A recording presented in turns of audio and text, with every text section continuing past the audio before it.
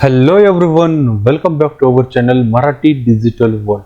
मित्रांनो, जर तुम्ही 10वी उत्तीर्ण झाला असाल आणि आता 11वीच्या प्रवेशासाठी ऑनलाईन अर्ज करत असाल तर आजचा व्हिडिओ तुमच्यासाठी खूप महत्त्वाचा आहे.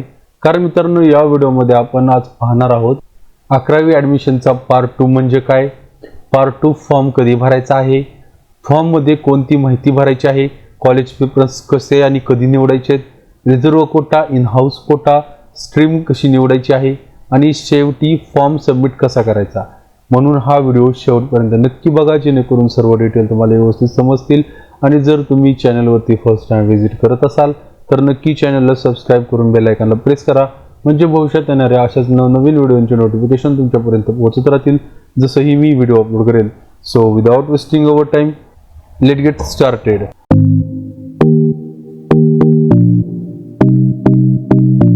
आता मित्रांनो, पार्ट 1 आपण ऑलरेडी फिलअप केलेला असेल आणि ज्यांनी पार्ट 1 फिलअप केलेला नाहीये किंवा त्यांचा फॉर्म लॉक, फक्त त्यांनी रजिस्ट्रेशन केलेले फॉर्म फिलअप केलेलं नाही आणि आणखी सुद्धा या ठिकाणी फॉर्म लॉक केलेलं नाही, त्यांनी सर्वात अगोदर त्यांचं फॉर्म कसा भरायचा आहे, त्याचबरोबर या ठिकाणी लॉक कशा पद्धतीने करायचं आहे यावरतीचा व्हिडिओ ऑलरेडी आपल्या चॅनलवरती अपलोड आहे. त्या व्हिडिओची लिंक मी तुम्हाला डिस्क्रिप्शनमध्ये प्रोव्हाइड केलेली आहे, त्या ठिकाणी तुम्ही जाऊन तो व्हिडिओ नक्की चेक करू शकता.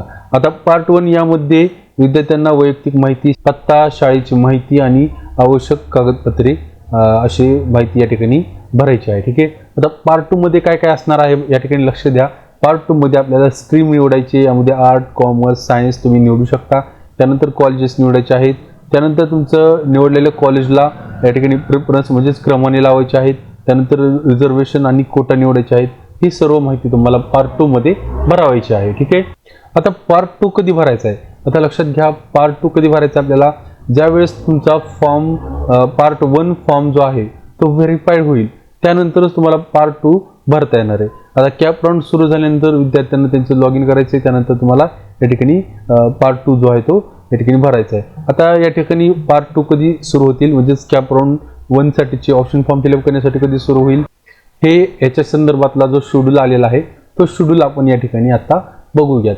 तर या ठिकाणी तुम्ही बघा, जे या ठिकाणी हायलाइट्स दिलेले आहेत त्यामध्ये सुद्धा या ठिकाणी तुम्हाला थोडक्यात माहिती दिलेली आहे. तर या ठिकाणी विद्यार्थी त्यांची नोंदणी प्रक्रिया 10 मे 2026 पर्यंत खुली आहे. या ठिकाणी 10 मे पर्यंत खुली होती. आता 11 मे 2026 सकाळी 10 ते 13 मे सायंकाळी 6 वाजेपर्यंत फेरी 0 म्हणजेच राऊंड 0 यासाठी आधीच नोंदणी केलेल्या आणि नवीन अशा दोन्ही विद्यार्थ्यांसाठी खुली करण्यात आलेली. या ठिकाणी अगोदर 10 तारीख होती, 10 मे शेवटची तारीख होती नोंदणी करण्यासाठी.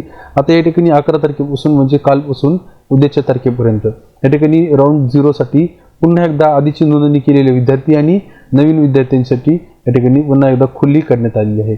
यामध्ये विद्यार्थ्यांची शैक्षणिक पात्रतेचा तपशील सादर करणे, भाग 1 साठी अर्ज करणे म्हणजेच पार्ट 1 साठी फॉर्म फिलअप करणे आणि लॉक करणे आणि त्याचबरोबर या ठिकाणी कोटा प्रवेश मध्ये प्राधान्य निवडणे, या सर्व गोष्टी करून घ्यायच्या आहेत. ठीक आहे.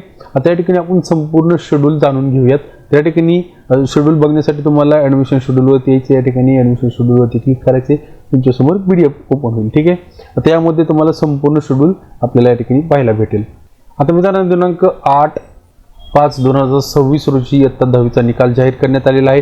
त्यानंतर या ठिकाणी 11 मे पासून इयत्ता 11वीची ऑनलाईन प्रवेश प्रक्रिया भाग 1 आणि भाग 2 भरून इयत्ता 11वी मध्ये विद्यार्थ्यांना प्रवेश नोंदणी करण्याची सुविधा जी आहे ती अधिकृत वेबसाईटवरती सुरू करण्यात आलेली आहे.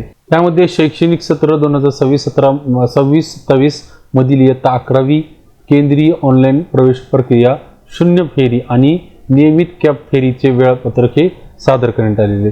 मित्रांनो, हे जे वेळापत्रक आहे याची लिंक मी तुम्हाला खाली डिस्क्रिप्शनमध्ये प्रोव्हाइड केलेली आहे. आता या ठिकाणी पहिल्या फेरीसाठी जे ऑप्शन टाकायचे आहेत ते 21 तारखेपासून या ठिकाणी सुरू होतील. ठीक आहे. आता या ठिकाणी आपल्याला जो राऊंड फर्स्ट आहे हा लॉक कसा करायचा आहे त्यासाठी आपण या ठिकाणी बघूयात. तर सर्वात अगोदर तुम्हाला या ठिकाणी तुमचं लॉग इन ID आणि पासवर्ड टाकून तुम्हाला लॉग इन करून घ्यायचं. ठीक आहे.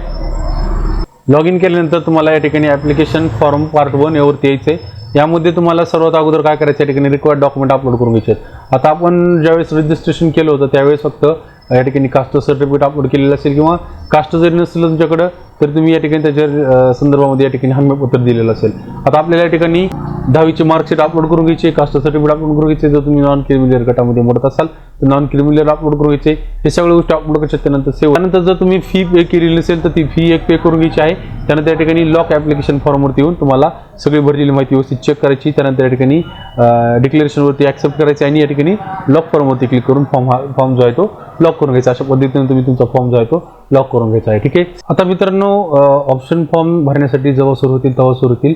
आता सध्याच्याला कोटा चूज करण्यासाठी या ठिकाणी ऑप्शन दिलेले आहे. तर सध्या काय करायचं, कोटा चूज वरती यायचे, apply for in house quota आहे वरती क्लिक करायचे. या ठिकाणी आल्यानंतर तुमचं कॉलेज तुम्हाला या ठिकाणी सर्च करून घ्यायचे. त्यानंतर तुम्हाला ऍड ऑप्शन येईल. त्यानंतर अशा पद्धतीने तुम्ही तुमचं कॉलेज आहे ते ऍड करून घ्यायचे. ठीक आहे. तर अशा पद्धतीने तुम्ही तुमचं जे इन हाऊस कोट्यातलं कॉलेज आहे ते ऍड करून घेऊ शकता. आता बाकीचे जे ऑप्शन फॉर्म फिलअप करायचे आहेत, जे तुम्हाला प्रिफरन्स सेट करायचे आहेत, ते आणखी या ठिकाणी ऑप्शन आलेले नाही, सुरू झाले नाही. ठीक आहे.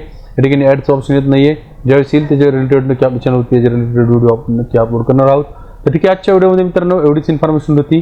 तुम्हाला दिलेली माहिती आवडली असेल तर नक्की व्हिडिओला लाईक करा. त्याचबरोबर हा व्हिडिओ तुमच्या मित्रमैत्रिणीपर्यंत नक्की शेअर करा, म्हणजे ही माहिती त्यांच्यापर्यंत पोहोचेल. भेटूया तशीच एका नवीन नॉलेजेबल व्हिडिओमध्ये. तोपर्यंत जय हिंद, जय महाराष्ट्र.